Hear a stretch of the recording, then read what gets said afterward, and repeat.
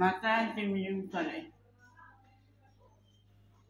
সামান্য, তেমন না, সামান্য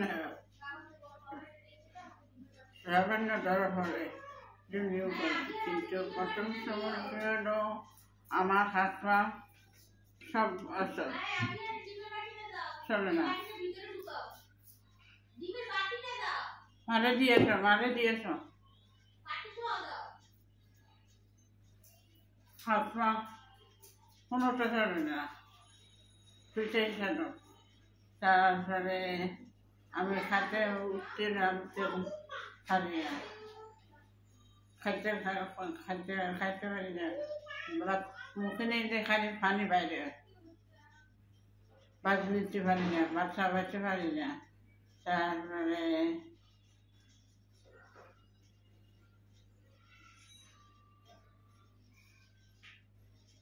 বাথরুম মুখে নিয়ে খালি পানি বেড়ে, আর মুখের থেকে লালা করে, হ্যাঁ, হাঁটতে পারি না।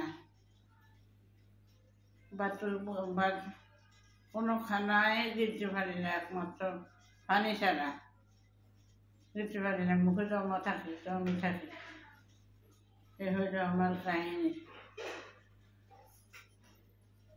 ও তারপর বাথরুমের সমস্যা হলো, বাথরুম এতদিন ঠিক আছে, আজকে 7-10 দিন থেকে বাথরুমে গেলে বাথরুম হয় মনে হয় বাথরুম হয় না, কিন্তু 2-3 দিন থেকে এই সমস্যা, আগে ছিল না। বাথরুম হলে খালি ভাবে পেটে মুছতে, হ্যাঁ, 2-3 দিন পরে আজকে বাথরুম হয়েছে, পেটে মুছতে না। মাথার সমস্যা না, মাথার কোনো সমস্যা নাই,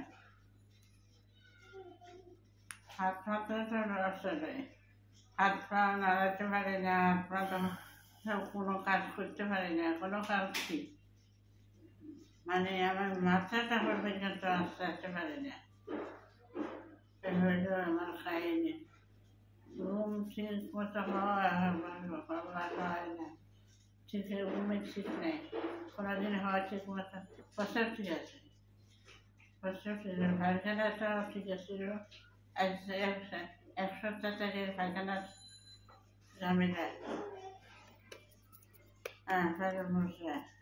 আগে আগে না, হালু হওয়ার পরে পেট মুছতে হয়, আগে না, পরে হয়নি। এটা ঠিক, খাইতে পারি না, না, খিদা নাই, খাওয়া নাই,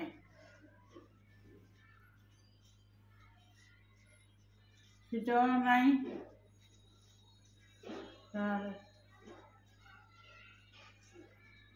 খাইতেও পারি না। মনে সুস্থ করতে পারি, আমি আমার সারা শরীর চাপে,